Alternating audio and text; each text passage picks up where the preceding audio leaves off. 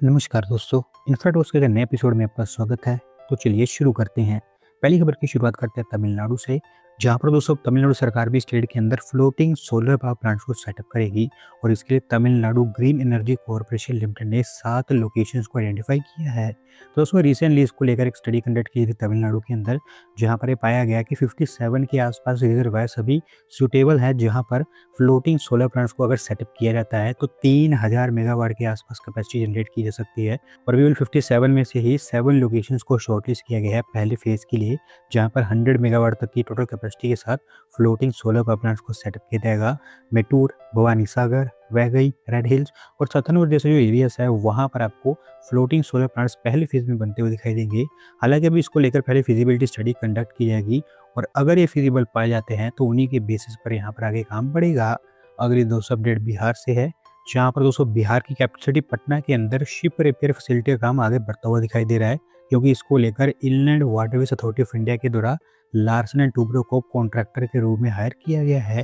तो दोस्तों ये ship repair facility Ganga river के बैंक्स पर बनकर तैयार होगी। स्पेसिफिकली नेशनल वाटरवे 1 पर 20,000 स्क्वायर मीटर के एरिया में फैली होगी, जिसमें एक dry dock, slipway structure, marine boat hoist और एक प्राइमरी रिपेयर भी सेटअप किया जाएगा शिप्स की रिपेयरिंग के लिए। टग बोट्स, ड्रेजर्स, पैसेंजर शिप्स और कार्गो बोट्स की रिपेयरिंग यहाँ पर मेनली आपको होती हुई दिखाई देगी। और क्योंकि लार्सन एंड टूब्रो इसके लिए सक्सेसफुल बिडर सामने का कराया था, तो इसी के चलते उन्हें चुना गया है। 241 करोड़ रुपीज इसके ऊपर खर्च की जाएंगे और एक बार जब कंस्ट्रक्शन स्टार्ट होता है तो उसके अगले 1.5-2 सालों के अंदर अंदर आपको ये शिप रिपेयर फैसिलिटी बनती हुई दिखाई देगी। अगली दोस्तों अपडेट हमारे फाइनेंशियल कैपिटल मुंबई से है, जहाँ पर दोस्तों मुंबई के अंदर मनोरी डिसैलिनेशन प्लांट अब टेक ऑफ करने के लिए तैयार है, क्योंकि इसको हमारी union ministry of environment, forest and climate change की तरफ से कोस्टल रेगुलेटरी क्लियरेंस मिल चुकी है।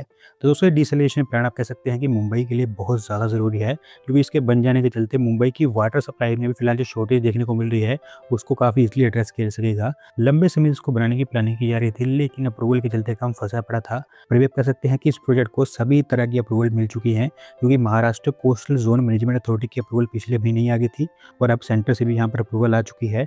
वैसे तो इसकी capacity 400 million litres per day के आसपास होने वाली है, लेकिन अभी फिलहाल पहला फेज टारगेट किया जा रहा है, जहाँ पर इसकी capacity 200 million litres per day की होगी। और क्योंकि कॉन्ट्रैक्ट वगैरह इसके पहले अवार्ड किए जा चुके हैं, तो डायरेक्टली आपको ग्राउंड वर्क स्टार्ट होता हुआ दिखाई देगा। अगली दोस्तों अपडेट आंध्र प्रदेश से है, जहां पर दोस्तों आंध्र प्रदेश के विजयवाड़ा के अंदर इंदिरा गांधी म्यूनिसिपल स्टेडियम को बड़े स्केल पर अपग्रेड किया जाएगा और इसको लेकर आंध्र प्रदेश के स्पोर्ट्स मिनिस्टर के द्वारा फाउंडेशन रख दिया गया है। तो दोस्तों स्टेडियम को मल्टीपल फेजेस में अपग्रेड करने की बात की गई है। 260 करोड़ रुपये से लेकर 280 करोड़ रुपीस के आसपास इसके ऊपर खर्च किए जाएंगे। अभी फिलहाल पहले फेज को लेकर फाउंडेशन रखा गया है, जहाँ पर 60 करोड़ रुपीस के ऊपर खर्च होंगे।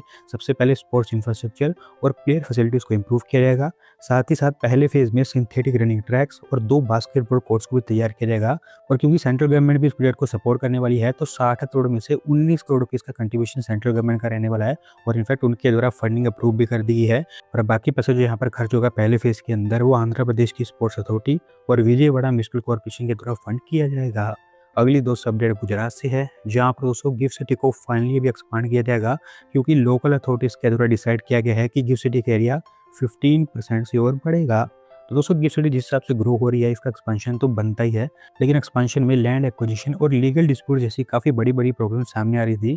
तो इसी के चलते गिफ्ट सिटी का एक्सपेंशन जो पहले बहुत बड़े स्केल पर होने वाला था और गिफ्ट अर्बन डेवलपमेंट अथॉरिटी के थ्रू होने वाला था, वो अब गांधीनगर अर्बन डेवलपमेंट अथॉरिटी के थ्रू होगा, क्योंकि वो सारा का सारा प्रपोजल गिफ्ट यूडीए से गांधीनगर यूडीए के पास ट्रांसफर कर दिया गया है। मोटा मोटा आप ये समझिए कि जो पहले प्लान बनाया गया था इसका एक्सपेंशन को लेकर, जहाँ पर पहले फेज की तरह ही फैसिलिटीज बननी थी, अब वैसा एक्सपेंशन तो यहाँ पर नहीं होगा। लेकिन वो लैंड जहाँ पर कोई खास प्रॉब्लम नहीं है, जैसे कि सरकारी लैंड हो गई या फिर जो साबरमती की रिक्लेम्ड लैंड है, वहाँ पर एक्सपेंशन में कोई प्रॉब्लम नहीं है।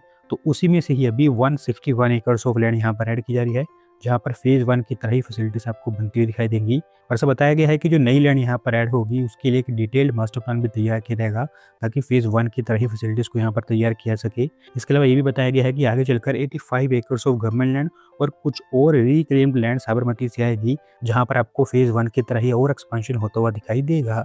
अगली दोस्तों अपडेट उत्तर प्रदेश से है, जहाँ पर दोस्तों गाजियाबाद डिस्ट्रिक्ट एडमिनिस्ट्रेशन के द्वारा प्रपोजल तैयार कर लिया गया है हिंडन एयरपोर्ट के एक्सपेंशन प्लान में लैंड एक्विजिशन का, और अभी फिलहाल ये अप्रूवल के लिए स्टेट गवर्नमेंट के पास में भेजा गया है। तो दोस्तों हिंडन एयरपोर्ट जब से अपग्रेड किया गया है उड़ान स्कीम के अंतर्गत, यहाँ पर एयर फ्लायर्स के नंबर लगातार बढ़ते रहे हैं और इसी के चलते अब इसको एक्सपांड करना ज़रूरी बन चुका है। और मैं आपको बता दूं कि इस एक्सपेंशन को लेकर एयरपोर्ट अथॉरिटी ऑफ इंडिया के द्वारा 2 प्लान तैयार किए जा रहे हैं। एक शॉर्ट टर्म प्लान है जबकि दूसरा लॉन्ग टर्म प्लान है और इन दोनों प्लान्स के लिए ही अभी 6.8 हेक्टेयर्स ऑफ लैंड इस एयरपोर्ट पर एक्वायर की जाएगी। 63 करोड़ रुपीस इस एक्विजिशन के ऊपर खर्च की जाएंगी।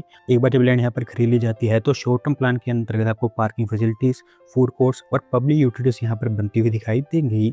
अगली दोस्तों अपडेट रोड कंस्ट्रक्शन से है, जहाँ पर दोस्तों नेशनल हाईवे 716B पर 92 किलोमीटर की एक्सप्रेसवे स्ट्रेच पब्लिक यूज के लिए तैयार है और अभी फिलहाल गवर्नमेंट के द्वारा इसको ट्रायल बेसिस पर ओपन किया गया है। तो दोस्तों NH 716B को चित्तूर थचूर एक्सप्रेसवे भी कहा जाता है क्योंकि ये greenfield access control road होने वाला है जो कि आंध्र प्रदेश से तमिलनाडु के बीच में बन रहा है। 112 किलोमीटर के आसपास इसकी लेंथ है, जहां पर 24 major bridges, 17 minor bridges, 195 box culverts और कई सारे इंटरचेंजेस का कंस्ट्रक्शन किया जा रहा है। 112 किलोमीटर में से ही अभी 92 किलोमीटर का हिस्सा कंप्लीटली पब्लिक यूज के लिए तैयार है। बाकी जो बचा हुआ 20 किलोमीटर का हिस्सा है उसके ऊपर अच्छा खासा प्रोग्रेस हो रहा है। इसी साल दिसंबर के आसपास वो भी तैयार हो जाएगा। अभी आप समझिए कि 2-3 दिनों तक इसके ट्रायल चलेंगे और 1 मई के आसपास ये कमर्शियली भी ओपन किया जाएगा। अगली दोस्तों अपडेट उड़ीसा से है, जहां पर दोस्तों उड़ीसा स्टेट गवर्नमेंट ने डिसाइड किया है कि जयपुर एयरपोर्ट को एक्सपांड किया जाएगा और जिसके लिए डिस्ट्रिक्ट एडमिनिस्ट्रेशन ने 244 एकर्स ऑफ लैंड 3 अलग अलग विलेजेस में आइडेंटिफाई की है। तो दोस्तों एयरपोर्ट फिलहाल अभी एक छोटा सा डोमेस्टिक एयरपोर्ट ही है जिसे उड़ान स्कीम के अंतर्गत अपग्रेड किया जाएगा। सबसे पहले यहाँ पर जो रनवे है जिसकी लेंथ 1200 मीटर के आसपास है उसको बढ़ाकर 2700 मीटर तक कर दिया जाएगा। अभी फिलहाल ये एयरपोर्ट कोड 2B कैटेगरी के एयरक्राफ्ट को हैंडल कर पाता है, लेकिन अपग्रेड के बाद कोड 3C टाइप के जो एयरक्राफ्ट हैं उनको भी हैंडल कर पाएगा, यानी कि 72 सीटर एयरक्राफ्ट यहाँ से काफ़ी इजीली ऑपरेट कर पाएंगे। एक बार जब स्टेट गवर्नमेंट के द्वारा लैंड एक्विजिशन की अप्रूवल दे दी जाती है तो फिर तेजी से यहाँ पर लैंड भी एक्वायर की जाएगी। अगले दोस्तों अपडेट वाराणसी से है, जहां पर दोस्तों हमारे प्राइम मिनिस्टर के द्वारा वाराणसी के अंदर 160 डेवलपमेंट प्रोजेक्ट्स लॉन्च किए गए हैं और इनको 6,350 करोड़ रुपये खर्च करके तैयार किया जा रहा है। तो दोस्तों 160 में से 48 प्रोजेक्ट्स तो ऐसे हैं जिनका इनॉग्रेशन हुआ है, जबकि 112 प्रोजेक्ट्स को लेकर फाउंडेशन स्टोन रखा गया है। बात करूँ कुछ इंपोर्टेंट प्रोजेक्ट्स के बारे में तो 500 बेड्स का एक multi speciality health care complex Varanasi junction से पंडित डीरू जंक्शन के बीच में 3rd और 4th rail line, Ganga river पर एक new rail cum road bridge जो कि 3rd और 4th रेल लाइन का ही हिस्सा होगा। इसके साथ साथ MSM यूनिटी मोल्ड, घाट्स का रीडेवलपमेंट और भगवानपुर में 55 million litres per day capacity का एक STP भी लॉन्च किया गया है।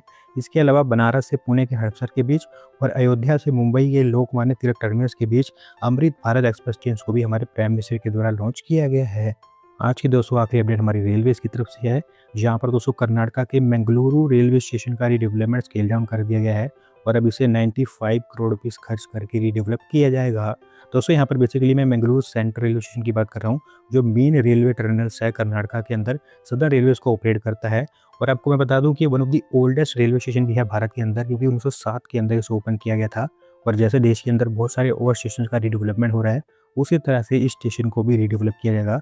पहले प्लान ये बनाया गया था कि 340 करोड़ रुपीस इसके ऊपर खर्च किए जाएंगे, लेकिन अब इसको स्केल डाउन कर दिया गया है और 95 करोड़ रुपीस खर्च करके ही इसको तैयार किया जाएगा। Lifts, escalators, surface parking, 2 stacking lines और एक आइलैंड प्लेटफॉर्म यहाँ पर सेट किया जाएगा।